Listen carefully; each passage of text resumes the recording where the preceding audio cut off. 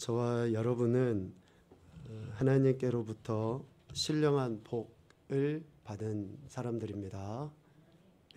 우리는 신령한 복을 받았습니다. 하늘의 복인 것이죠. 영적인 복입니다.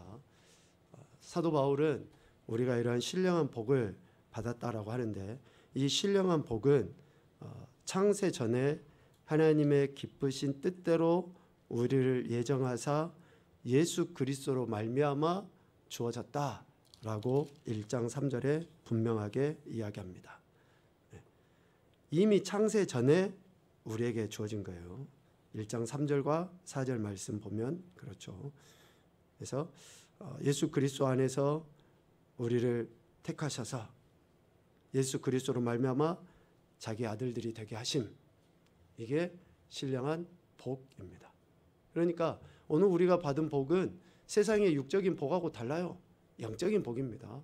이 영적인 복을 이렇게 이야기할 수 있죠. 우리가 하나님의 백성이고 하나님의 자녀가 되었다라는 이 복을 이야기하는 거죠. 죄인인 인생이 하나님의 뜻하신 가운데 하나님의 아들이 되고 백성이 된 것. 그래서 엄청난 큰 축복을 우리는 받은 존재다라는 것이죠. 이렇게 우리를 하나님의 자녀가 되게 하신 것, 즉 신령한 복을 받게 하신 것은 4절 말미에 이야기합니다. 우리로 사랑 안에서 그 앞에 거룩하고 흠이 없게 하시기려고. 신령한 복을 왜 주셨느냐? 거룩하신 하나님과 같이 우리도 거룩하고 흠이 없게 하시려고 우리에게 신령한 복, 즉 하나님의 자녀가 되게 하셨다, 백성이 되게 하셨다라는 것입니다. 그래서 우리를 택하셔서 하나님의 자녀고 백성으로 삼아주신 그 하나님의 거룩하심처럼 우리도 거룩하고 흠이 없는 그런 존재가 되어야 하는 것이죠. 이것을 위해서 우리가 말씀 가운데 나가고 또 예배 가운데 하나님 앞에 나가는 것입니다. 신령한 복을 받은 우리 인생은 그에 합당한 태도인 거룩한 삶을 살아야 되는 거죠. 이 거룩한 삶을 어떻게 살아가야 되느냐? 이렇게 예수님 믿는 사람들만 따로 모아서 사는 게 신령한 삶이냐? 거룩한 삶이냐? 그렇지 않습니다. 사도 바울이 에베소서의 편지를 쓰면서 하는 그 이야기에 우리가 귀를 기울여야 되는데요. 이렇게 그 신령한 복을 받은 인생이 그에 합당한 삶인 거룩한 삶을 사는 것의 가장 큰 대표적인 특징은 뭐냐면요. 찬송, 찬양. 에베소서의 전체의 내용, 아니요, 구약과 신약의 전체의 내용을 아우러서 신령한 복을 받은 자들이 하나님 앞에 보일 태도, 즉 거룩함은 뭐냐? 그 하나님의 이름을 찬송, 찬양하는 겁니다. 시편 33편 1절과 이사야 43장 21절 말씀을 보면 알 수 있어요. 우리 이어서 같이 한번 보겠습니다. 시작.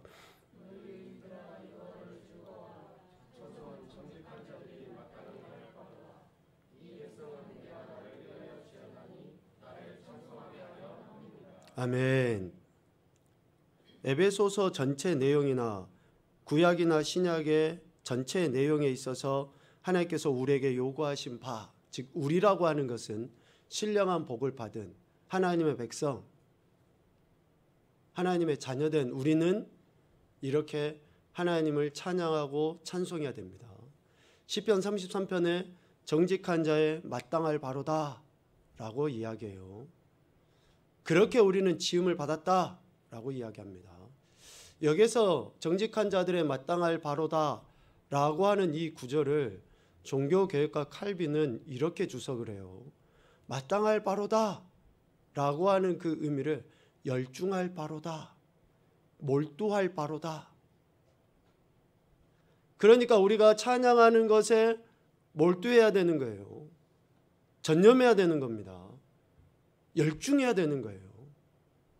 그것이 신령한 복을 받은 우리들의 삶의 태도인 거룩이다. 아이, 기분 나빠서 안 해. 아이, 힘들어서 안 해. 아이, 나는 노래 못하니까 안 해. 아이, 나는 잘 못하니까 안 해. 그런 것하고 상관이 없어요. 내가 상황이 어떠든지 환경이 어떠든지 관계없이, 여러분 내가 상황이 환경이 구원받을 만해서 구원받았습니까?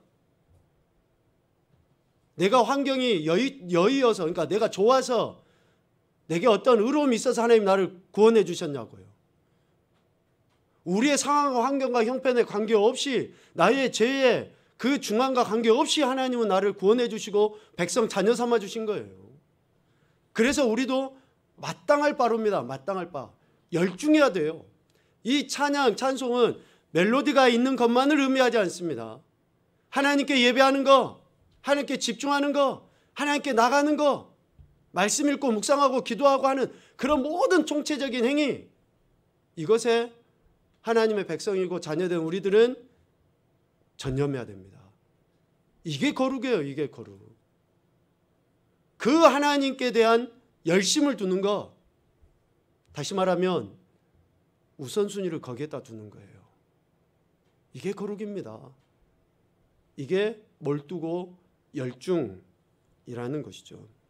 삶의 우선순위를 하나님 찬양하는 것, 하나님께 예배하는 것, 하나님이 원하시는 것, 하나님의 기뻐하시는 것, 이런 것들에 두는 것, 이것이 하나님께서 우리에게 요구하시는 거룩이라는 것이죠. 하나님 말씀을 듣고 순종하여 그 말씀을 삶의 기준으로 삼고 살아가는 삶의 우선순위, 이런 것들이 있어야 한다. 신령한 복을 받은 자들은 그러해야 된다라는 것이죠. 자, 그러면 저와 여러분이 신령한 복을 받았다라고 이야기하는데 어떻게 할 수 있습니까? 뭐 어떤 표시가 있는 것도 아닌데, 교회 다니는 사람이 뭐 특별히 뭔가 표시가 있나요? 아니에요. 여러분, 예수님 믿기 이전하고 지금하고 별반 다를 바 없잖아요. 그런데 하나님의 자녀라는 표시가 어디 있어요? 신령한 복을 받았다라는 표시가 어디 있냐고요. 사도 바울은 에베소서 말씀을 통해서 우리가 신령한 복을 받은 것을 어떻게 알 수 있느냐, 에베소서 1장 5절에 보면 그 기쁘신 뜻대로 우리를 예정하사 예수 그리스도로 말미암아 자기의 아들들이 되게 하셨으니 라고 이야기해요. 그러니까 그 기쁘신 뜻, 하나님의 기뻐하신 뜻, 선하신 뜻에 의하여 우리를 예정하셔가지고 예수 그리스도로 말미암아 하나님의 아들, 백성, 신령한 복을 받은 자가 되게 하셨다라고 이야기합니다. 그러니까 다시 말하면 하나님의 아들이신 예수 그리스도의 영을 우리 마음 가운데 보내셔서 우리를 자녀 삼으시고 신령한 복을 받은 자라고 하는 것을 우리가 알게 하셨다라는 거예요. 이것을 사도 바울은 갈라디아서의 말씀에 명확하게 이야기합니다. 갈라디아서 4장 6절 말씀 우리 한번 보죠. 너희가 아들임으로 하나님이 그 아들의 영을 우리 마음 가운데 보내사 아빠 아버지라 부르게 하셨느니라. 아멘. 여러분, 하나님을 누구라고 부르십니까? 아저씨, 이렇게 부르질 않잖아요. 우리는 하나님을 아빠 아버지라고 부르는 것은 이미 내 자의적인 생각이나 내 의지하고 관계없이 주의 성령 예수 그리스도의 영이 내 안에 있어서 하나님을 아버지라고 부르게 된 거예요. 그래서 내가 하나님을 아버지라고 부르는 그 인생은 내가 아버지라고 부르고 싶어서 부르는 게 아니라 하나님의 은혜로 예수 그리스도로 말미암아서 아버지라고 부르게 된 거예요. 여러분, 이 분명한 사실을 믿으시기 바랍니다. 내가 아버지라고 하나님을 부른 것으로 인해서 나는 신령한 복을 받은 자, 이미 예정하신 가운데 예수 그리스도로 말미암아 자기의 아들들이 되게 하셨다라고 하신 그 말씀처럼 내가 신령한 복 받은 하나님의 백성이고 자녀라는 거예요. 그런데 이것을 예수 그리스도로 말미암아 내가 하나님을 아빠 아버지라고 부르게 됐으니까 신령한 복을 받았는데, 여기까지만 이야기하지 아니하시고 하나님은 사도 바울을 통해서 그것을 누가 증언해 주시냐라고 하는 것까지 가르쳐 주셔요. 로마서 8장 16절입니다. 같이 보죠. 성령이 친히 우리의 영과 더불어 우리가 하나님의 자녀인 것을 증언하시나니. 아멘.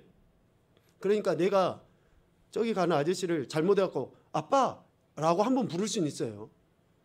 그런데 그게 아니라 계속 내가 아빠 아버지라고 부르는 것은 내가 자의적으로 하는 것이 아니라 내 안에 성령 하나님께서 계속 그것을 가르쳐 주시고 깨닫게 해주셔서 어때요? 아빠 아버지라고 부르게 되었다라고 성령 하나님께서 친히 증언하시는 거예요. 성령 하나님은 하나님이십니다. 그 하나님이 지금 우리에게 이런 확신을 주시는 거예요. 그러니 내가 지금 내 삶의 모습이나 또 뭐 여러 가지 지금 내 생각이나 이런 것들을 보면 내가 하나님 자녀 아닌 것 같아. 우리 스스로 의심이 들 수 있어요. 내가 좀 아닌 것 같아. 그런데 여러분의 입술에서 하나님을 아버지라고 부르는 것은 한 번 실수해서 부른 게 아니잖아요. 지금 이 시간에도 아버지라고 부르고 그 아버지께 예배를 드리잖아요. 그러면 성령님께서 지금 우리 안에서 증언하고 계시는 거예요. 너는 내 자녀다. 너는 내 백성이다. 너는 세상의 그 어떤 복이 아니라 신령한 복을 받은 자다 라고 우리 안에서 가르쳐 주시고 있다라는 것이죠. 하나님의 자녀인 것은 결코 변질되지 않습니다. 성령님께서 증언해 주시기 때문에 그러는 거예요. 변하지 않는 사실이라는 겁니다. 그래서 우리가 이 분명한 사실을 믿음으로 말미암아, 즉 하나님의 은혜로 말미암아 우리가 하나님의 자녀인 정체성을 갖게 되었다는 것을 잊지 않고 언제나 어디서나 어떤 상황이라 할지라도 하나님을 아버지라고 부르는 그런 신령한 은혜를 우리가 누려야지 됩니다. 에이, 기분 나빠서 안 해. 여러분, 그것과 같이 어리석은 것이 없어요. 아니, 상황이, 환경이, 감정이, 형편이 어떤지 언제 어디서든지 우리는 하나님의 자녀고 백성이라는 이 복을 받은 것을 우리가 잊지 않을 때에 어떻습니까? 목표를 향해서 바르게 나갈 수 있어요. 여러분, 정체성을 상실해버리면요, 아무리 열심히 달려도 방향이 틀리는데 무슨 의미가 있냐고요. 아니, 나는 서울을 가야지 해놓고 그냥 저기 남쪽 어디로 방향을 돌려놓고 열심히 페달을 밟으면 서울로 가집니까? 그래서 우리가 정체성, 하나님의 백성 자녀라는 이 신령한 복을 우리가 잊지 않는 것이, 기억하는 것이 먼저는 중요합니다. 이렇게 신령한 복을 받은 자들이라고 이야기하죠. 사도 바울은 오늘 본문의 말씀을 통해서 이러한 신령한 복을 받은 에베소 교회 성도들을 위하여 간절히 기도하고 있는데요. 기도할 때마다 에베소 교회 성도들을 위해서 기도합니다.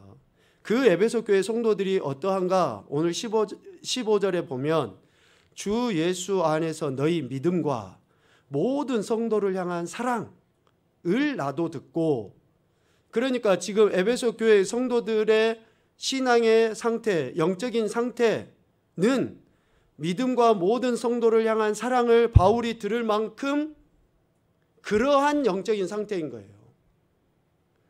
이 15절의 이러한 영적인 상태를 에베소서 1장 1절 말미에 신실함.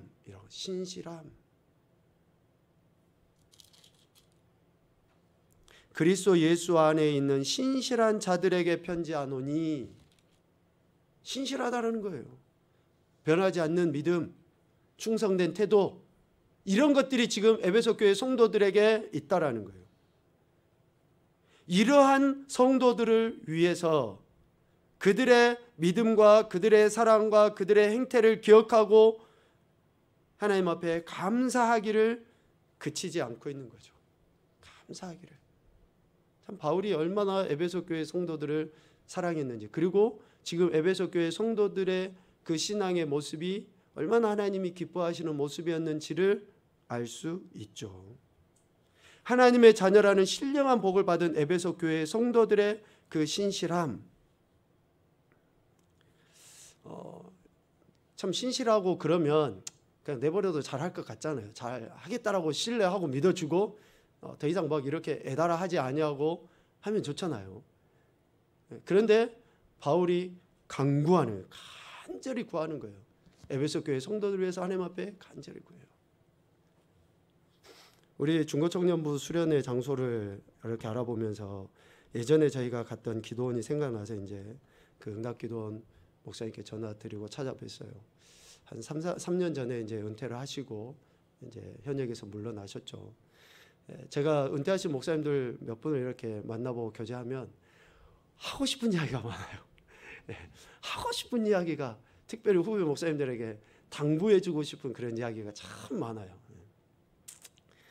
그러니까 막 좀 그런 마음이 있어요. 그래서 이제 잠깐 이야기 듣고 나오려는데 거의 막 1시간 넘게 앉아서 이야기를 듣고 왔는데, 그 목사님이 은퇴하시고 이제 지나시면서 그 생각이 드셨는지, 당신이 목회하시면서 가장 했던 방법이기도 하고 지금도 아쉬운 방법이 그거다, 아쉬운 게 그거다라고 비슷하게 이야기하셨는데, 주마가편이라는 말씀 쓰시더라고요. 주마가편. 제가 참 좋아하는 사자성어입니다. 진짜로. 달리는 말에 채찍을 가하는 거예요. 달리는 말에. 우리는 달리는 말에 아무렇지도 않게 하면 열심히 잘 달릴 것 같잖아요. 여러분 경주말을 생각을 해보세요. 기수가 말 위에 앉아가지고 열심히 그라도 그냥 헥헥거리면서 잘 달리고 있는데, 기수가 어떻게 합니까? 요만한 채찍 하나 가지고 이렇게 때리지도 않아요. 이렇게 때리지도 않아요. 뒤로 딱 해가지고 달리는 말의 엉덩이를 살짝 이렇게 쳐주잖아요. 그러면 그 말이 더 세게 달려요. 여러분, 안 달리는 말한테는 뭐가 있어야 됩니까? 달려야 되는 말이 안 달리고 서 있어요. 그럼 뭐가 필요합니까? 몽둥이가 필요해요. 몽둥이. 그런데 달리는 말에는 몽둥이가 필요 없어요. 채찍이면 돼요. 가느다라 해가지고 살짝 해주면 그 말이 달려가요. 목사님이 은퇴하실 만큼 목회를 오랫동안 해보시면서 성도들, 여러분 죄송하지만 성도들 참 열심히 해요. 진짜 믿음 생활 열심히 하고 나름대로 하려고 해요. 그러면 목사님 뒷짐 짓고 우리 성도 잘한다. 그래.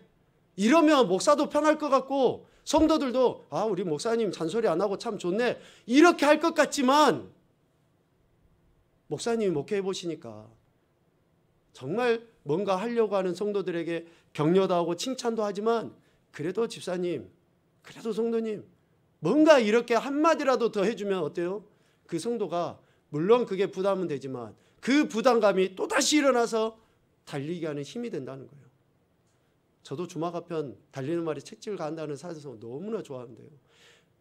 여러분에게만 하는 게 아니라 죄송하지만 저도 그래요. 저도 하나님 앞에 한 개인의 성도로서 날마다 제 자신을 이렇게 하나님 앞에 드리고자 몸부림치는 거예요. 제 의를 드러내고 싶어서가 아니라 제가 하지 않으면 안 하더라고요. 안 해요. 그래서 하려고 하는 거고, 이러한 격려, 이러한 축복, 이러한 채찍질 가함이 우리를 더욱더 성장과 성숙시킨다. 저는 그 목사님 말에 공감을 하는데요. 말씀드렸잖아요. 지금 에베소 교회 성도들은 사도 바울이 신실하다라고 인정해 주는 자들이에요. 그들의 믿음도 성도들 간의 사랑도 인정할 만큼 괜찮아요. 그런데 왜 15절 이하의 사도 바울이 애다른 모습으로 간절히 그들을 위해서 기도하는가? 왜 간구하는가? 그거예요. 그들의 믿음의 열심이 더욱더 주를 향하고 하나님께서 그들에게 예비하신 은혜의 복들을 더욱더 받아 누리도록 하기 위해서 사도 바울은 이런 간절함으로 간구하고 있는 거죠. 그 간구함의 첫 번째는 하나님에 대한 알미 있기를 위해서 기도하는 거예요. 간구합니다. 17절 말씀에 보면 우리 주 예수 그리스도의 하나님 영광의 아버지께서 지혜와 계시의 영을 너희에게 주사 하나님을 알게 하시고. 그들이 하나님 모르고 신앙생활을 하고 있습니까? 알 만큼 알겠죠. 하나님 아니까 신앙생활을 하겠죠. 그런데 바울이 지금 이 간구를 하는 거예요. 지혜와 계시의 영을 너희에게 주셔서 너희가 하나님을 더 알았으면 좋겠다. 구약의 히브리어로 기록된 암이나 신약의 헬라어로 기록된 하나님에 대한 암은 단순히 지식적인 알미 아니고 피상적인 알미 아닙니다. 피부로 경험한 체험적인 알을 이야기하는 거예요. 그러니까 에베소 교회 성도들이 오늘 우리가 어쩌면 머리로 조금 아는 그 하나님에서 멈추는 것이 아니라 정말로 우리의 전인격으로 하나님을 경험해서 알게 되는 그 알을 갖도록 바울은 간절히 기도하고 있다라는 것이죠. 그리고 두 번째는 18절 전반부에 보면 너희 마음의 눈을 밝히사라고 해요. 너희 마음의 눈을 밝히사. 아니 에베소 교회 성도들이 눈이 어두워진 것도 아닌데 마음의 눈이 밝았으니까 하나님을 알고 믿었을 거 아니에요. 그런데 바울이 이 기도를 하는 거예요.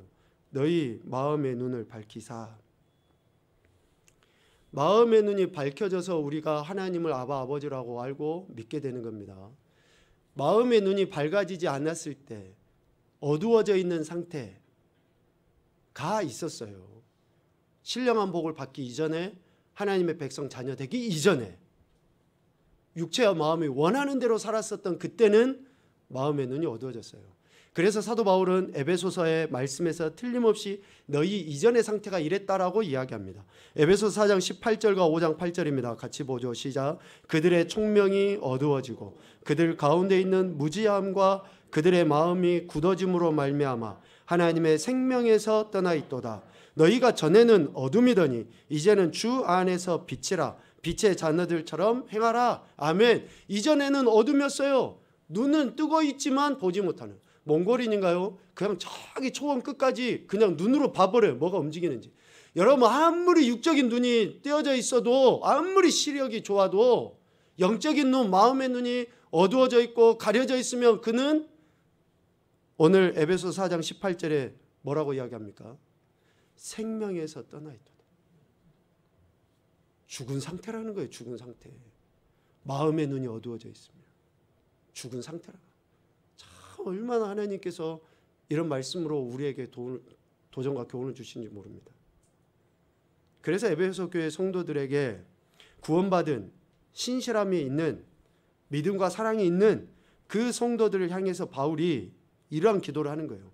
성령 하나님의 조명하심으로 복음을 통해 깊은 깨달음을 얻고 그들에게 하나님께서 알게 하신 모든 것들을 이해할 수 있도록 하나님은 하나님께 사도 바울은 그러한 기도를 하고 있는 거죠. 에베소 교회 성도들을 위해서. 총명과 명철을 얻게 되는가, 마음의 눈이 밝아지게 되는가, 이것을 위해서 간절히 기도하고 있죠. 지난 주중에 읽었던 이사야서 말씀에 보면 참 충격적인 내용이 있습니다. 이사야 29장 13절 말씀과 14절 말씀인데요. 우리 13절 말씀만 한번 봐봅시다. 이 말씀은 여러분들 알아요.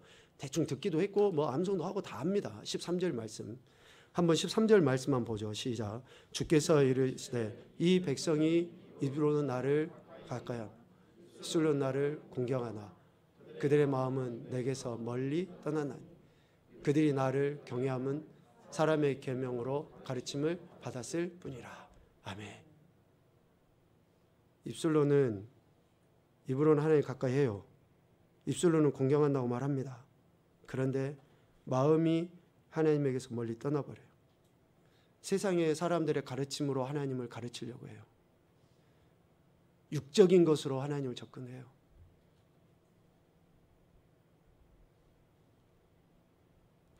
여러분, 얼마나 우리가 하나님을 믿는다라고 이야기하면서 이런 흉내만 해요. 흉내만. 하나님 존중하지도 않아요. 마음은 이미 하나님께서 떠났으면서 행동해요. 그런데 여러분 14절 말씀을 봐보십시오. 제가 14절 이 말씀, 이사야 설교도 수차례 했고 성경도 수십 번까지 하여튼 좀 많이 읽었죠. 그런데 14절 말씀이 금요일날 새벽에 너무 충격적으로 나옵니다. 여러분, 기이한 일이 어떤 일입니까? 죽은 자가 살아나는 게 기이한 일입니까? 병든 자가 고침받는 게 기이한 일이에요? 기이한 일이에요. 나 같은 죄인이 구원받는 거 기이한 일입니까? 기이한 일이에요. 틀림없이 기이한 일입니다. 그런데 그것보다 훨씬 더 기이하고 기이한 일이 뭐냐? 하나님의 은혜로 구원도 받고 마음의 눈이 열려 있어서 하나님을 공경한다고 했는데 그것에서 떠나버리는 것이 가장 기이한 일이라고 이야기해요. 14절 말씀 우리 한번 봅시다. 시작. 그러므로 내가 이 백성 중에 기이한 일, 곧 기이하고 가장 기이한 일을 다시 행하리니 그들 중에서 지혜자의 지혜가 없어지고 명철자의 총명이 가려지리라. 아멘. 제가 이 말씀을 읽으면서 충격을 받았습니다. 정말. 기이한 일이 어떤 게 기이한 일인가? 기이한 일 중에서도 가장 기이한 일이 어떤 일인가? 하나님이 이렇게 이야기하십니다. 가장 기이한 일을 다시 행하리니 그들 중에서 지혜자의 지혜가 없어지고 명철자의 총명이 가려지리라. 그러니까 오늘 사도 바울이 에베소서 1장 18절에 이야기하는 것처럼 마음의 눈이 밝아야 되는데 마음의 눈이 어두워져 버리는 그것이 가장 기이하고도 기이한 일이라. 여러분, 얼마나 우리가 하나님 앞에, 하나님께서 우리의 마음의 눈을 열어서 하나님을 보게 하시고 아빠 아버지라고 부르게 하시고 이런 놀라운 축복을 받았는데도 불구하고 입술로는 아버지 아빠 하면서도 마음은 이미 하나님에게서 멀어져 버려가지고, 그렇게 하면 우리의 지혜가 떠나가게 되고 총명이 어두워지고 가려져 버리는, 마음의 눈이 어두워져 버리는. 그래서 사도 바울이 지금은 신실하다라고 하는 그들을 위해서 간절히 기도하는 거예요. 야, 너희의 마음의 눈이 밝기를 원한다. 야, 너희의 마음이 다시 어두워지지 않기를 원한다. 너희의 마음이 진짜로 깨어서 하나님을 늘 볼 수 있기를 원한다라고 간절히 기도하고 있는 거죠. 여러분, 소경이 소경을 인도하면 어찌 됩니까? 앞을 못 보는 사람이 앞 못 보는 사람 인도해 봤자예요. 아무 의미 없지 않습니까? 거룩하신 하나님의 택함을 받아 거룩한 백성이 된 이스라엘, 하나님을 알고 믿게 된 이 엄청난 축복, 즉 지혜와 총명 얻게 됐잖아요. 마음의 눈이 밝게 됐잖아요. 그러면 이전의 모습처럼 다시 어두워지는 일이 없도록 해야 되는 거예요. 다시 어두워지는 일은 뭡니까? 가장 기이하고도 기이한 일. 여러분, 성경을 한번 그 성경 프로그램을 돌려보든지 검색을 찾아보든지 해보세요. 기이하고 기이한 일, 가장 기이한 일이라는 성경 구절이 없어요. 이거밖에. 놀라운 일입니다. 얼마나 하나님이 우리의 마음의 눈을 열어주신 것이 최고의 축복인가라는 것을 이야기하고 있는 거예요. 입으로는 하나님 가까이 하며 입술로 하나님 공경하지만 마음이 하나님에게서 멀리 떠나게 되면 어쩌면 가장 수치스러운 일을 당하게 된다라는 것이죠. 하나님을 알고 믿는 이들, 하나님의 은혜로 마음의 눈이 밝아진 이들의 마음이 하나님에게서 멀리 떠나게 되어 마음의 눈이 어두워지는 것, 도저히 있을 수 없는 기이한 일이라고 이야기를 합니다. 그래서 우리가 경각심을 갖고 우리의 마음의 눈이 어두워지지 않도록 하나님의 은혜를 간절히 구해야 되는 거예요. 사도 바울이 에베소 교회 성도들을 위해서 간구한 것처럼 우리 개개인도 그러한 기도를 해야 되는 거예요. 그런 기도를 하지 않으면 안 되는 것이죠. 사도 바울은 그래서 에베소 교회 성도들이 성령의 역사하심을 통해 마음의 눈이 밝아져서 이 세 가지를 알기를 기도하고 있습니다. 이 세 가지를 18절 중반 이후부터 19절까지 이야기해요. 첫 번째, 하나님의 부르심의 소망이 무엇인지 알게 되기를 원하는 거예요. 하나님의 부르심의 소망이 무엇인가? 왜 하나님이 우리를 부르셨는가? 그리고 또 성도 안에서 그 기업의 영광의 풍성이 무엇인가? 성도라는 우리가 도대체 어떤 기업을 받는지 그런 것을 알게 되기를 원하는 거죠. 그리고 셋째, 하나님의 힘의 위력으로 역사하심을 따라 믿는 이들에게 베푸신 능력의 지극히 크심이 어떠한 것인지를 알게 되는 거예요. 우리에게 주신 하나님의 힘과 능력이 얼마나 큰지. 환난이 있습니까? 절망, 낙담, 또 이런 불편한 일들이 있습니까? 잠언에서 분명히 이야기합니다. 환난 날에 낙심하는 자는 그 힘이 미약할 뿐임을 보입니다. 우리 안에 얼마나 크고 위대하신 하나님의 힘과 능력이 우리 안에 있는데 이러한 절망의 일들을 만났다고 곧 빠져가지고 낙담하고 절망하고 좌절하고 불평하고. 제가 제 아내한테 우스갯소리를 했는데 제 아내가 그냥 씩 이렇게 듣는 둥 마는 둥 하더라고요. 출애굽한 이스라엘 백성들이 지금 웃자고 하는 이야기라고 했습니다. 시험에 들지 마시고. 이스라엘 백성들이 애굽에서 나올 때 6월절 절기를 하나님이 지켜라고 말씀하셨잖아요. 6월절 절기 동안에 그들이 먹어야 될 떡이 뭡니까? 먹어야 될 게 무교병, 누룩이 들어가지 않는 떡을 먹는 거예요. 누룩이 들어가 있는 떡은 뭡니까? 유교병. 유교병은 먹지 말고 무교병을 먹어라 라고 이야기했어요. 유교병은 먹지 말고 무교병을 먹어라.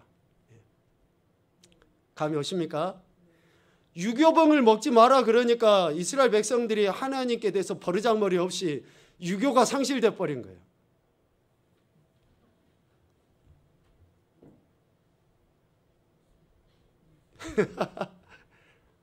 아니 버리장머리 없이 하나님이 이끄시고 인도해 주셨는데 뭐가 없다고 불평하고 원망하고 막 그런 못된 표현이에요. 못된 짓을 하고 있는 거예요.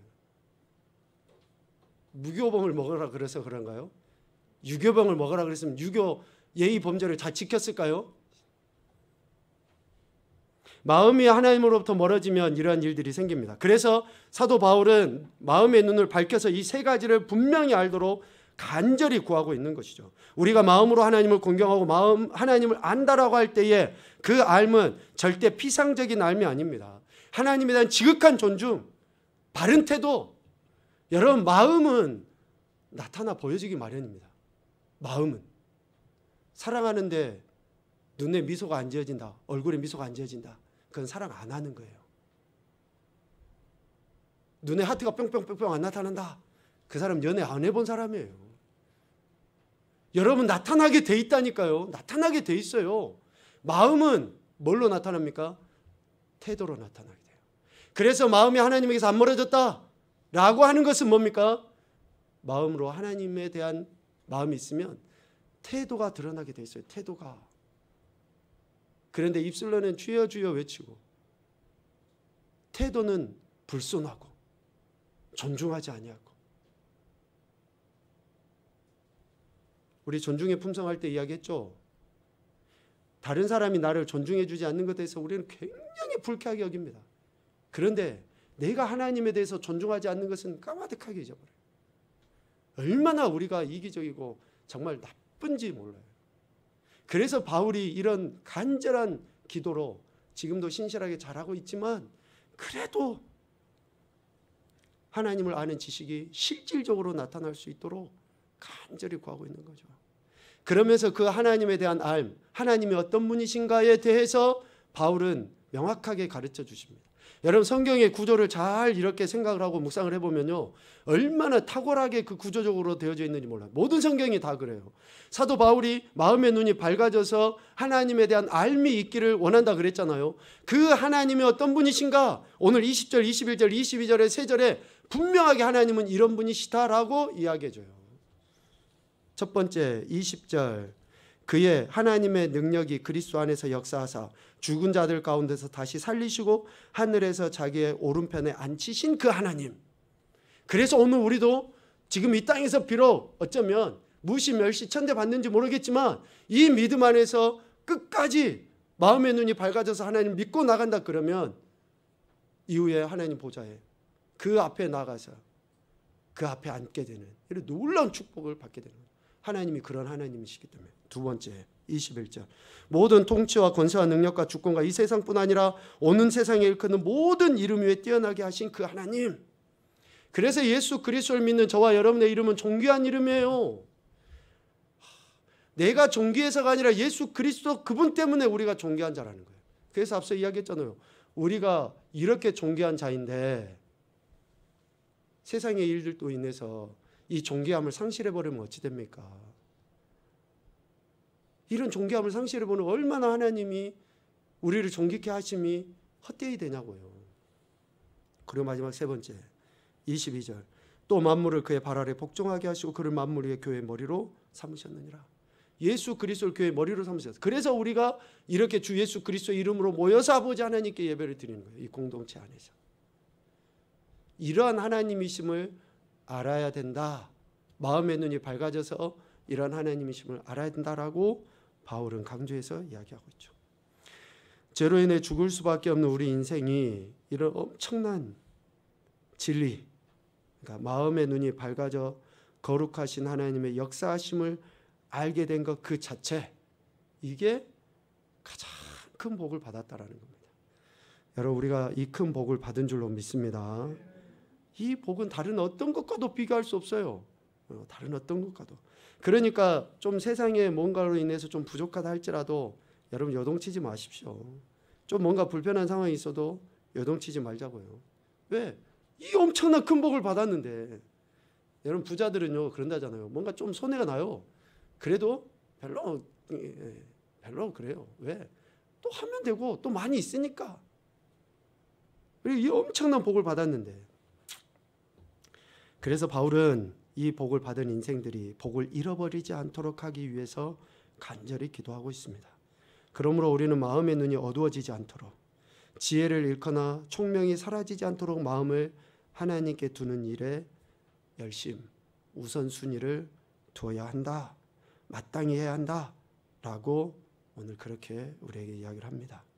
마음의 눈, 영의 눈을 열어주심에 대해 감사하시고, 또 사랑하는 우리 자녀들과 다음 세대가 이 지혜가 없어지지 않도록, 총명이 사라지고 가려지지 않도록 오늘 우리가 그렇게 힘써야 되는 거예요. 우리의 마음의 눈을 왜 하나님 열어주셨습니까?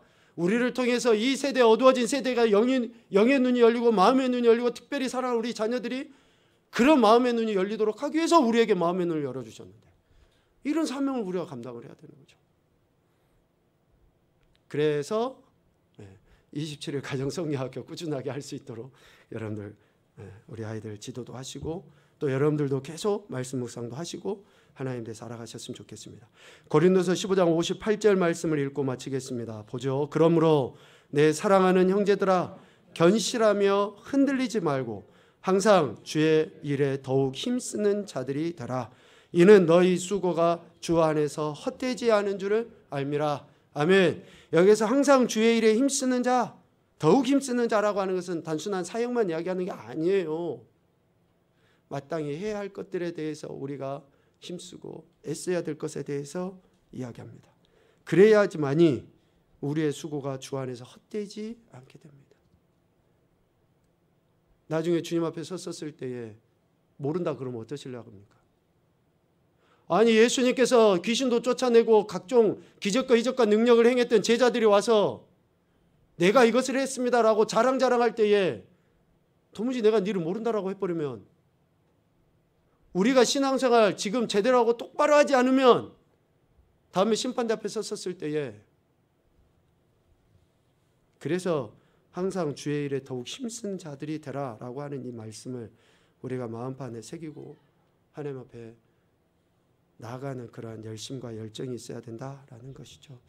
이번 한 주간도 우리에게 신령한 복을 주신 하나님의 뜻에 합한, 하나님께 찬양과 영광 올려드리는 일에 몰두하는 거룩한 삶이 되시기를 주님의 이름으로 축복합니다.